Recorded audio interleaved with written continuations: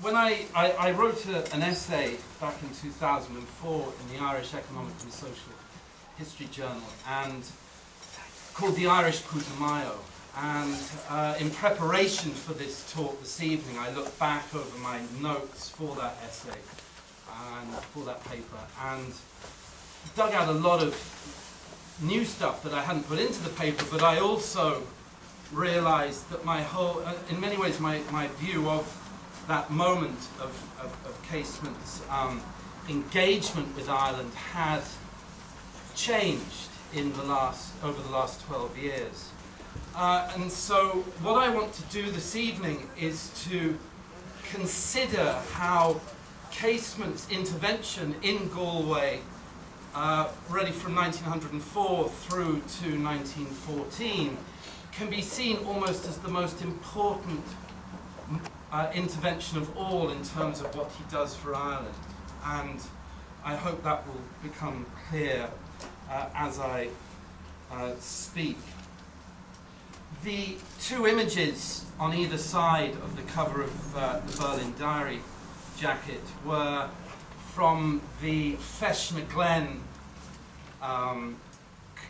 pamphlet or program produced in 1904 for a great gathering of cultural nationalists in the glens of Antrim. And Casement had just returned from his great journey into the Upper Congo and was very visible at that weekend, which, interestingly enough, was not only involved cultural nationalists and people interested in the kind of future destiny of Ireland, but also a number of unionists too. And I think that year, 1904, is absolutely key to understanding a transformation in Casement, when he essentially comes out into the open with regard to his support for Irish nationalist causes of a whole variety.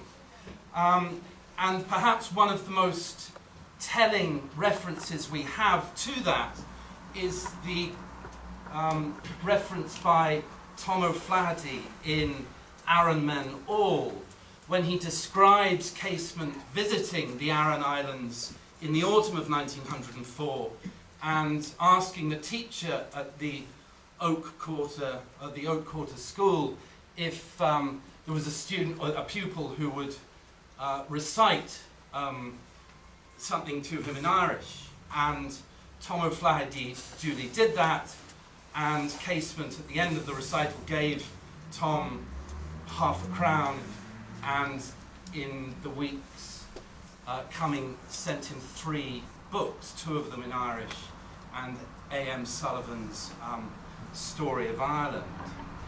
And what you see that when Tom O'Flaherty ends up on the committee of the Irish Volunteers in 1913, one might assume that really he had remained in contact with Casement over the next decade, which brought him to that quite important moment at the end of that year, of 1913, after the founding of the Volunteers. The other important connection to Casement in Galway in 1904 was his support for the building of a new schoolhouse on Aran Islands near Claren Bridge. He had made the acquaintance of Douglas Hyde during the Sligo Feis in the summer of 1904, and he had heard then that there was trouble with the school and there was a need to raise money to build a new schoolhouse. And he wrote quite a moving letter to Douglas Hyde about his views on the Irish language, and Douglas Hyde asked if he could send that letter on to Pádraig Pearse, who was the editor of anti-colonial, and the letter was duly published. So what's interesting about that moment is that, as far as we can tell, it is the first occasion when Casement is in contact with Pádraig Pearse, and of course Douglas Hyde. The schoolhouse is built, and today it's now the property of a former member of the Department of History here in NUIG, who uses it as a summer home. But it's an impressive building, simple but impressive. And over the next decade, that building obviously served as a schoolhouse, but also as 1916 approached, it became a place where those who sympathized with advanced nationalists met. And we, a few years ago in Diarmaid Flaherty's book, Judging Deb, came across this photo, which I think has been, I took this out of the Galway Advertiser, and is a picture of Deb with some boatmen on the seashore in Aran Islands. And I remember visiting Aran at the end of the 90s, and I met a lady called Conniff, Margaret Conniff, I think her name was, who was born in 1900. And I remember her telling me stories about how De Valera, when he was teaching in the summer school there in 1911 and 12, used to start drilling the summer school students at the end of the day along the beach, and they had hurleys instead of guns. And when somebody inquired, so she told me, why they were doing this, De Valera apparently responded, because it will become useful for you one day. So there was certainly quite a lot of preparation happening in and around that schoolhouse well in advance of 1916. There is a letter, I'm sorry at the back, you may not be able to read it, from Casement to De Valera, written from Francis Joseph Bigger's house in Antrim Road in Belfast, where he encloses £5 to contribute towards prizes for the Tour in Fesh. And that was a number of letters actually between Casement and De Valera, almost exclusively on the running of the summer school in 1911 and 12. Okay, so what I want to argue now, having given you that background, is that the most significant intervention by Casement in Galway happens between May 1913 and May 1914. And what it's ready to do about is essentially imploding the frontiers of the empire into Ireland. Okay? Now this is a profoundly revolutionary act. And it's something that has really only dawned on me in recent years when I've understood essentially the kind of logic behind his revolutionary path.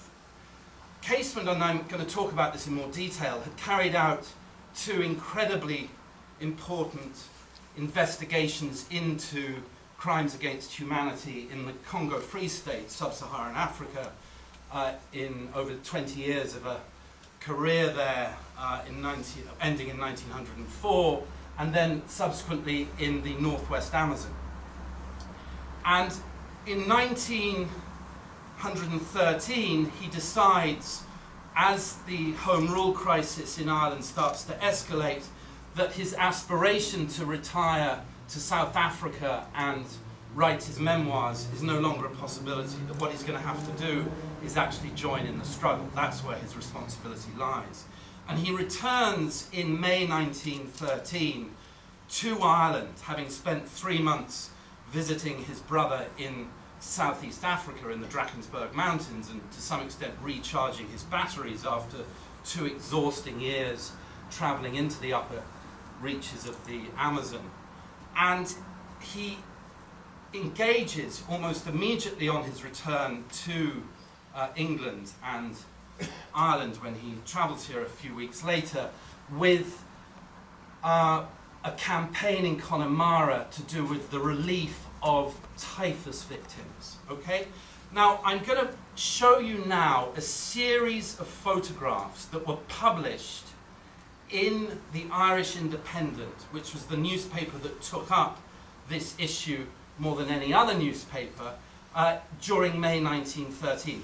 Now, I apologize, the quality of these images is not good, but you will, through their sort of grainy abstraction, figure out what's happening. And I will read some captions beneath the photographs. So I'll show you about 6, I think, in all. And they were published almost every day or every few days during May 1913. And the Independent eventually, towards the 3rd week of that month, set up a relief campaign, started raising funds in order to bring relief into that district of southwest Connemara. Okay? So this is the first image that was published on the 9th of May, stricken Connemara district. And it shows a series of images really of just local communities, houses in a pretty disheveled state, and quite clearly a sense of pretty deep poverty.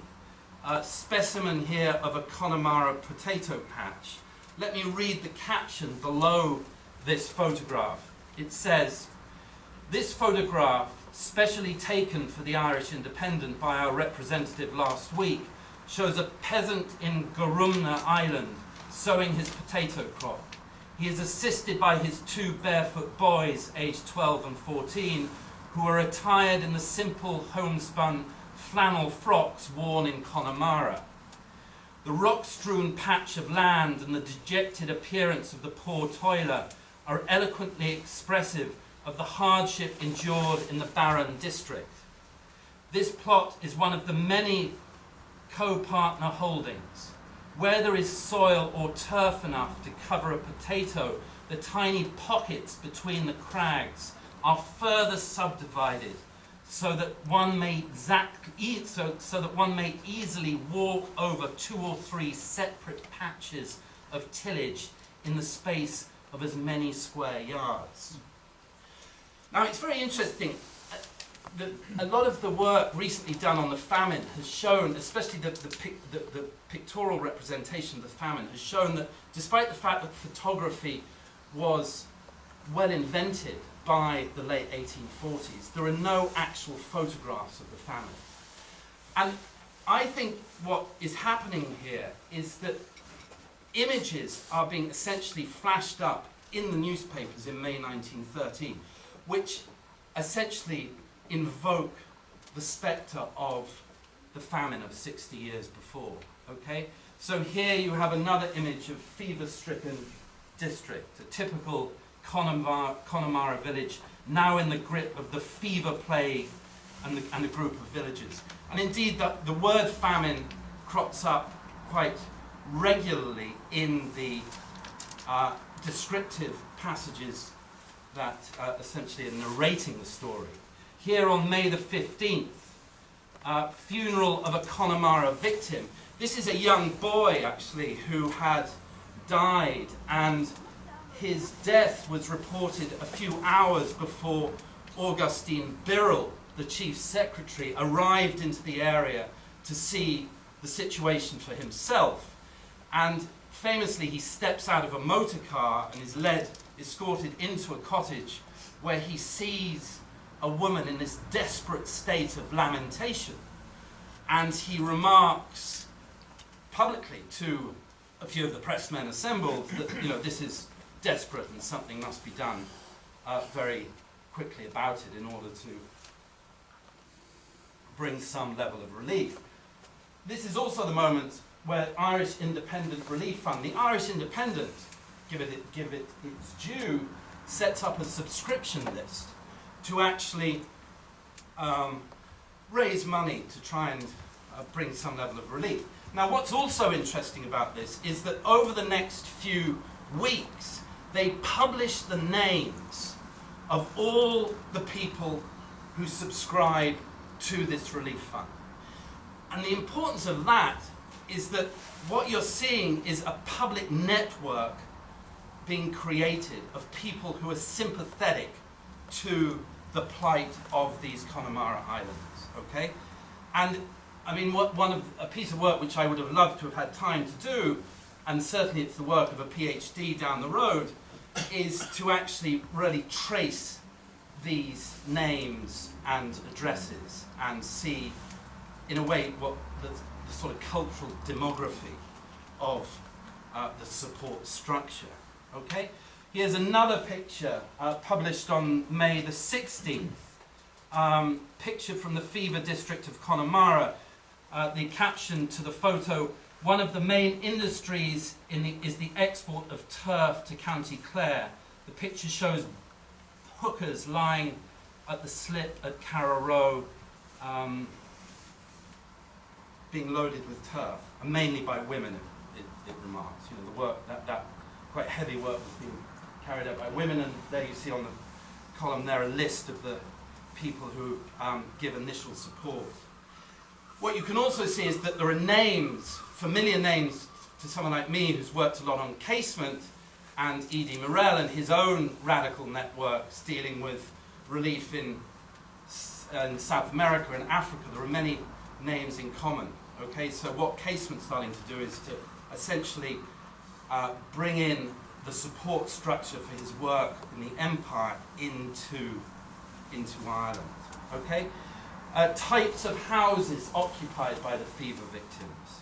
Now, on the 20th of May, Casement makes his first serious intervention, and he writes a letter to both the Irish Independent and to the Irish Times, and it's headed "The Irish Putumayo." And I'm going to talk to you a moment about the Putumayo, which is the area of the northwest Amazon that he spent the previous 3 years investigating in terms of the crimes against humanity committed in that region. Okay? And what he's doing is he's essentially taking that crime that has happened on the frontiers of Britain's informal empire in South America, and he's saying that this is no different to what is happening on the frontiers of the United Kingdom. And indeed, in that opening paragraph, he talked about, you know, were this in truth a United Kingdom, small u, small k, in inverted commas, the press of its capital would contain some reference to a state of things that no civilized country would tolerate. And then, so what this letter does is the first part sort of gives out about the press and the fact that, you know, the British press has failed to really report on this typhus outbreak, and then the subsequent part of the letter says that Casement himself is going to make an intervention. And in that last paragraph he says, you know, my intention is to travel out to this area soon. Now, the correspondence that is happening in the background to this shows that Casement is very busy in terms of trying to awaken the networks of Irish cultural nationalism in both London and in Dublin to the severity of this issue. The Irish Times are outraged. On the 24th of May, they publish a leader, that is it, I mean a significant leader called An Irish Putumayo, where they give out to Casement.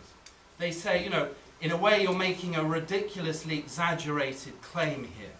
And this is bad because it's going to be bad for tourism, which, oh tourism, how it suffers in Galway, you all know.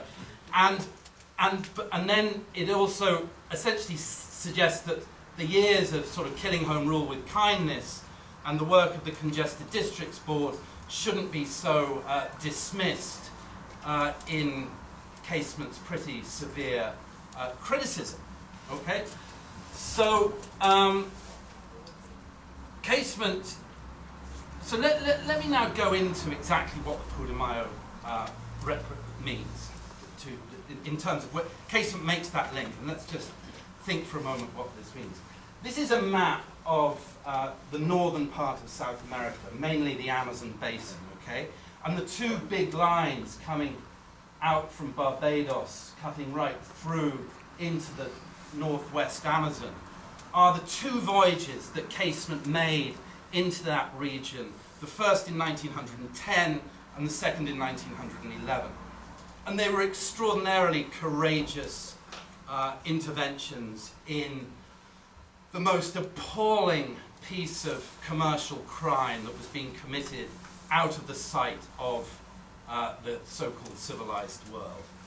What we realize now is that in a very short time, between about 1880 and the outbreak of the First World War, there was such a huge demand for extractive rubber on the international market that it led to the most appalling crime against humanity. And it is no exaggeration to say that both in the Amazon and in sub-Saharan Africa, millions of souls were sacrificed for this new age of technological advancement. And by that I mean the age of the motor car, because rubber was vital in the production of the pneumatic tire, and in the electrification of the world, because rubber was vital as a component of insulation in electrical circuitry.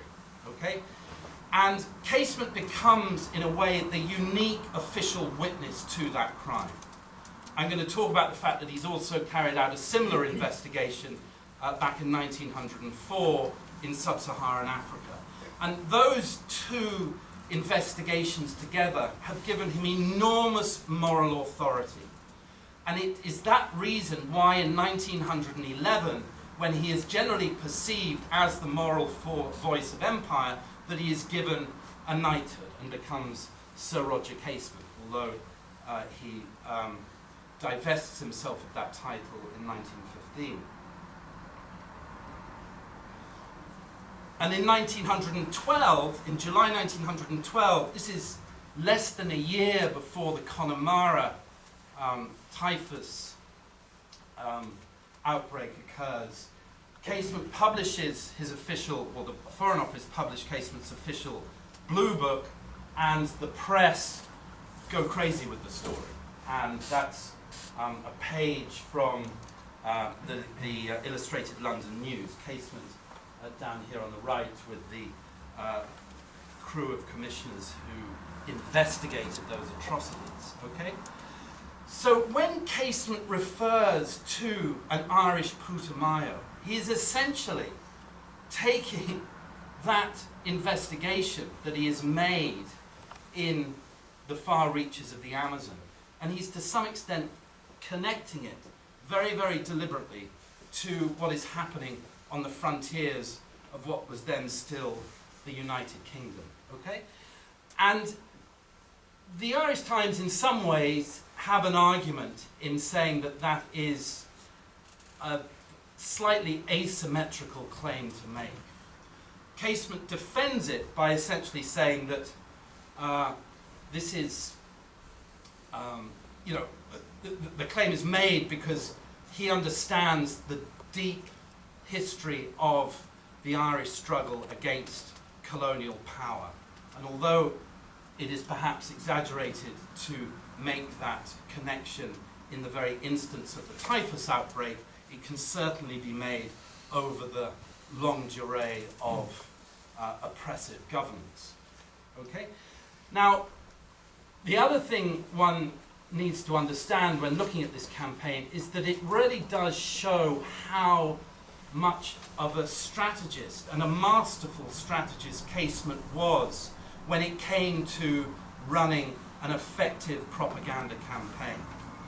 On the 30th of May, the Financial Times, no less, published a full page, actually 2 pages, I've only given you essentially half a page here, 2 pages on the Connemara Islanders Relief Fund. What is more remarkable is that there is a message from the Financial Times to the people of Garumna and Lettermullin, and it's in Irish. And I don't know another instance when the Financial Times has not merely published something in Irish, but has recognised that there is an Irish language at all. But I may be wrong in that claim. Okay, so that happens at the very end of May, and in early June, Casement travels to southwest Connemara. Now we don't, what's interesting about this is most of what we know about this journey comes from the Colonial Office files containing special branch intelligence being gathered on Casement. Casement is just at the moment, he's in the kind of negotiation of his exit from the Foreign Office.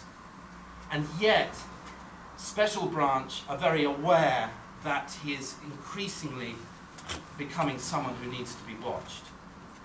And one of the interesting things I remember when I travelled into this area in the 1990s and began to talk to people locally, someone disappeared and they came back with this photocopy from the Hotel of the Isles, which is where Casement stayed, and it has 1913 written in Irish, Rory Casement, which is Casement's name in Irish, and then as his address, he's put Hi Brazil. Oh yeah. I mean, in a way, creating his myth, very conscious of creating his myth. And is it Ilan Ur? Well, I don't know, does that mean New Ireland or Mythical Island? I don't know. Anyway, I'm sure you will really have to excuse my pronunciation and lack of knowledge of Irish, but I endeavour. Anyway, so he makes that journey into Lettern Island. We don't know much about it. What we know, the most important fact we know about it is when he returns to his room in the second week of June in Baggot Street. He's renting digs in Baggot Street. He writes some correspondence where he speaks specifically about how the white Indians of Connemara weigh heavier on his heart than the Indians of the Putumayo. So again, he's making this connection between a kind of Irish indigeneity, to use a current but slightly problematic phrase, and South American indigeneity. Okay?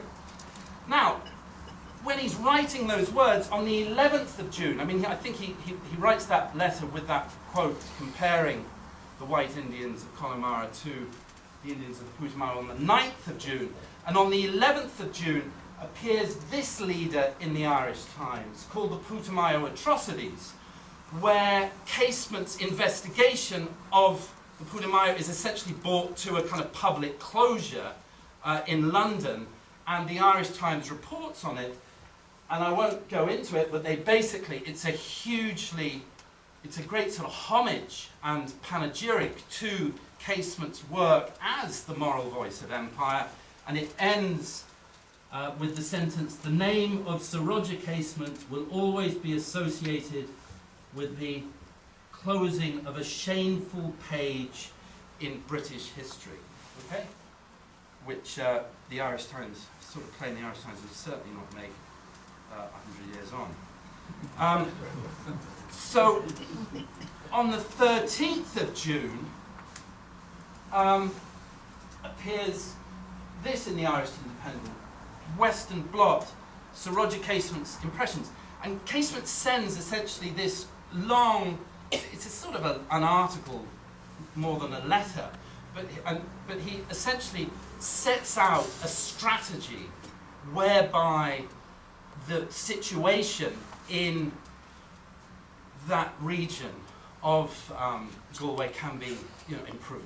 I mean, it's essentially a sort of economic plan, if you like, yeah.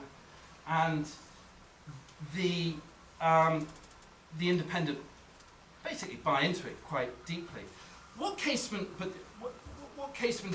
is starting to do is that he's trying to sort of think about a kind of more advanced strategy, if you like, than the one that the Independent had figured. The Independent had basically used much of their money, and they raised about £1,800, which in today's money, in about 2 months, which in today's money would be about €250,000, quite a sizable amount of money. And that money was essentially just, I think, used to bring almost immediate humanitarian relief into the region.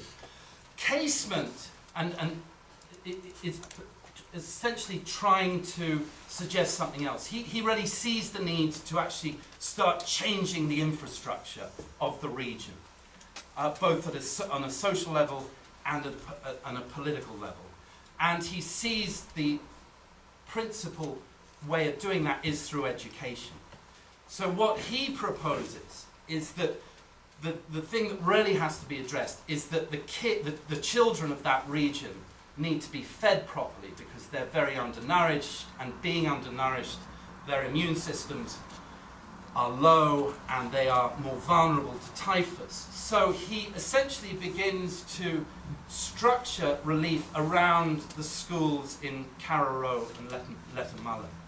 And he manages to achieve that strategy through the support of William Cadbury, the Quaker philanthropist and one of the owners of the Cadbury Chocolate Empire.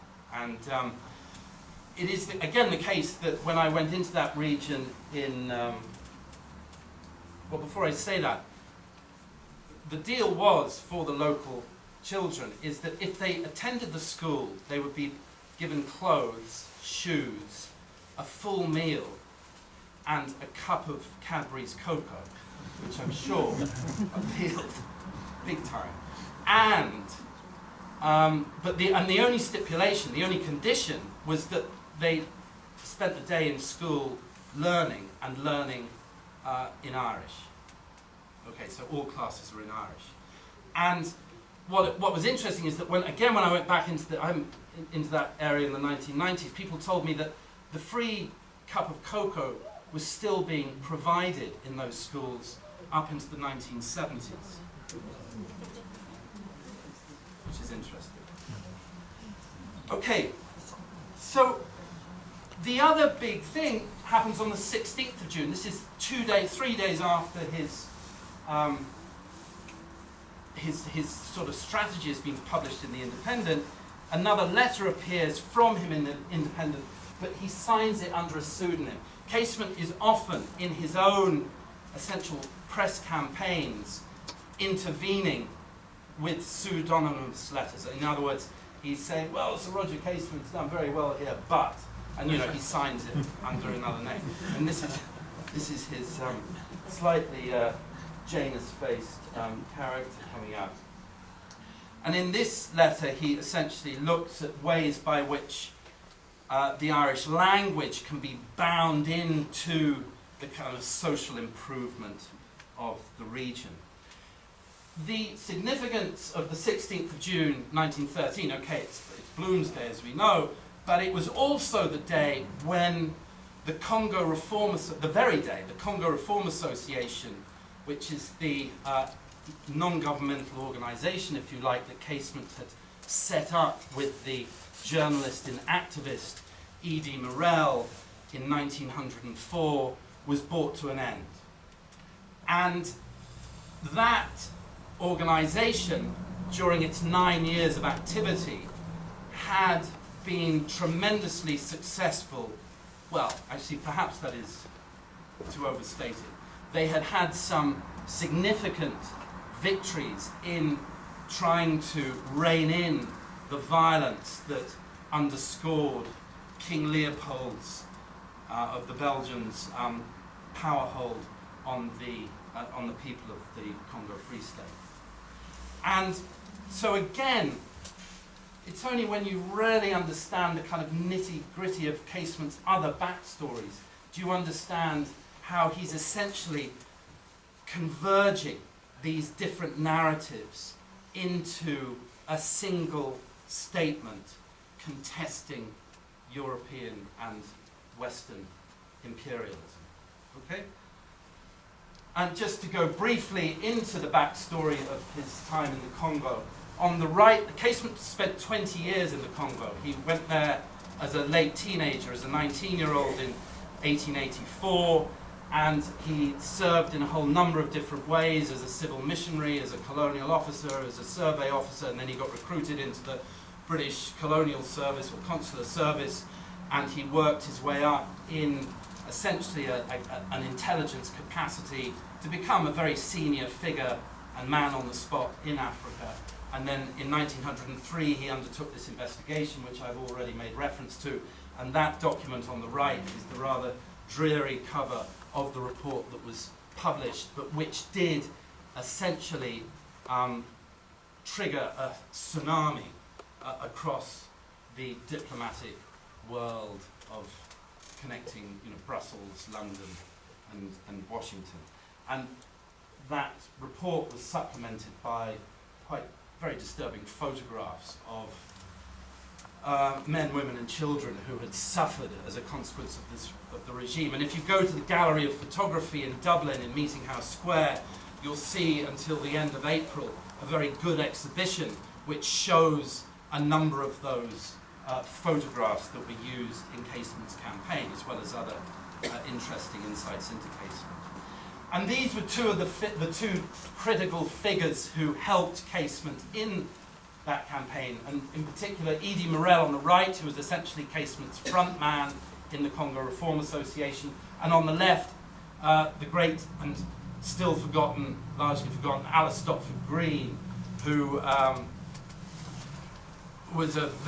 became a very close mentoring-like figure to Casement. I haven't got time to go into her in any great detail now, but she, I suspect, was the reason that not only did she finance the West Africa Mail in 1904, but she was probably responsible for this Gaelicized letter T that you see here, which was again this sort of symbolic encoding of the cultural kind of question into the imperial panoply, if you like. Okay, so Casement in June 1913 essentially sort of brings an end to his kind of public involvement with the Connemara relief campaign. Over the following months, you know, those schools in that region do start to feed and clothe the kids, and you know, money is used effectively to bring about that change.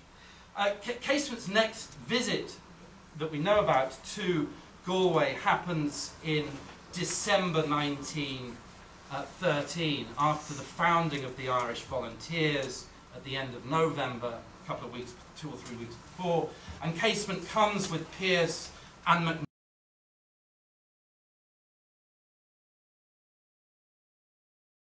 McNeill. They stay here for 2 nights. The first night they have an evening with historians, I hope, in NUI Galway, which has that been talked about at all? Mary Donovan O'Sullivan. Yeah. Oh, good. And then I don't know. She was the professor of history soon after. Well, I do, but what I'm saying is, has anything been done essentially? No, that's interesting. So anyway, they have this big meeting in NUIG. The 2 principal academics, or certainly, I don't know much about them. There's a man called O'Malley, who was an Irish language scholar, and there's another guy called McHenry. Yes. Pearse McHenry, I think. Yeah. So, and they were on the platform with Pearse and McNeill and Casement. So they did a kind of town and gown. They did the gown the first night, and then the second night a procession of volunteers, kind of, we don't quite know who was in that procession, came through to the town hall, and then there was a big recruitment rally in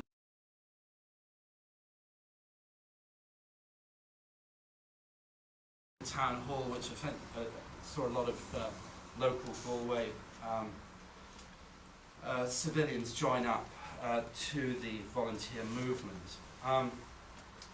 And I think that is quite possibly, yeah, well, so that was Casement's involvement in the founding of, or in his intervention here in Galway as the volunteer movement comes into existence in the West. In April 1914, he then kind of disappears at the beginning of 1914. He does a lot of recruiting in other parts of Ireland. He's very prominent on platforms across the 32 counties, and well, right from the first 6 months of that year. But he makes a further intervention, interesting intervention, at the end of March. And again, we know about this moment largely through special branch files. After the Curragh Mutiny at the end of March, Casement was actually in Limerick and staying with John Daly and the Daly family, having inspected the Limerick volunteers on St. Patrick's Day 1914. And he gets quite sick after it. He gets an attack of malaria, and the dailies look after him. And sorry, give it a try.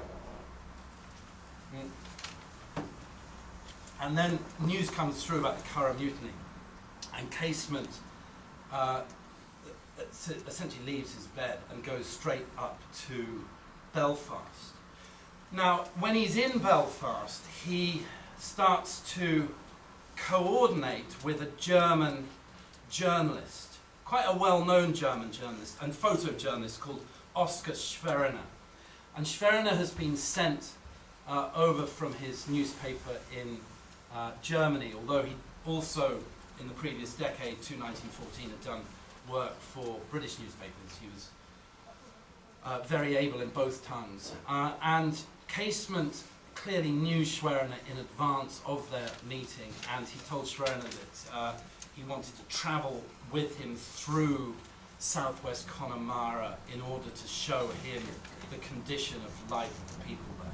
So Schweriner, who is also being pursued by special branch agents, after leaving Limerick, he takes the train to Galway and meets up with Casement, and then they spend 2 days at the very end of March, beginning of April, driving through the Connemara Islands, as they call them, Garumna, Lettermull, and all that area.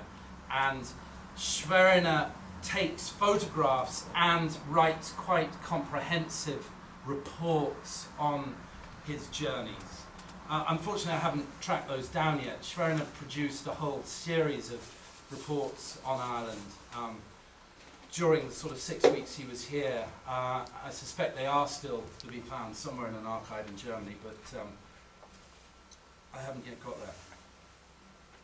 Anyway, on the 27th of April, Casement, still wielding power within the corridors of the Independent, manages to get Schweriner's German reports to be published, not in total, but partially published.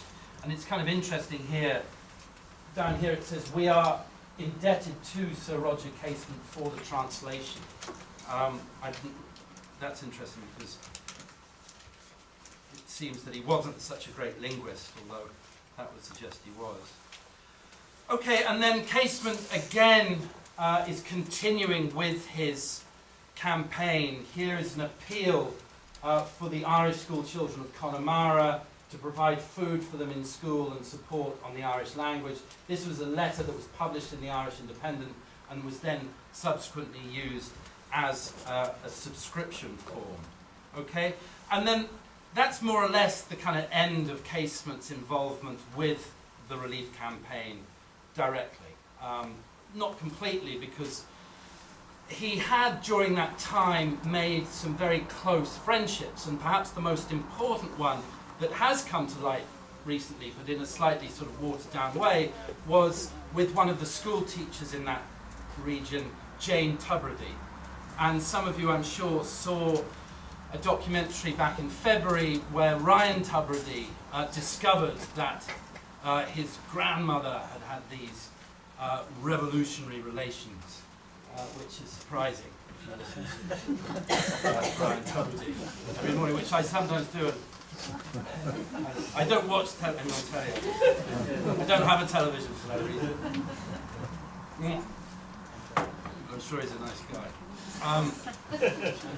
But what I would say is that Casement grew pretty close to Jane Tubridy, and she seems to have become, in a way, the anchor for his kind of interests in that area. And certainly, at the very end of his life, when he's trying to sort of both give away his possessions and kind of tie things up before he's slaughtered on the scaffold, Jane Tubridy is someone who features again. Now, I've talked for 40 minutes, so I'm gonna kind of draw it to a conclusion because we need time to talk, and I need time to sell my book. So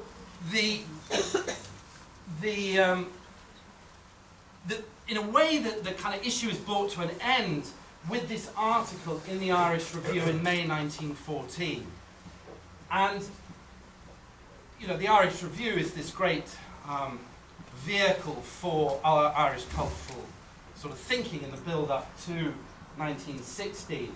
And they published this quite substantial article signed by Alice Stopford Green, Harold Barber, Douglas Hyde, and Alec Wilson, that essentially, again, goes into more detail as ways by which the, if you like, political economy of that region of Ireland can be improved. And they look at ways by which, you know, local extraction can help build up capacity socially and indeed politically. And it's a kind of interesting piece of political strategizing, and is pretty critical at the same time of the Congested Districts Board. May 1914 is also the month when Alice Stopford Green hosts Owen McNeill, Roger Casement, Erskine Childers, Darrell Figgis in her house to discuss how to run guns into Ireland in response to the running of guns into Larne for the UVF. Okay? So, again, what you're seeing here is that the campaign in Connemara comes to essentially a kind of end in terms of direct engagement by Casement, Hyde, and Green, and they kind of enter a new chapter, if you like, which is the arming of the volunteers. Now, I literally am going to end here. In One Bold Deed of Open Treason, you have the second half of this book is the diary that Casement kept in the last few weeks as he prepared for his departure from Germany by submarine to return to Bannostrand.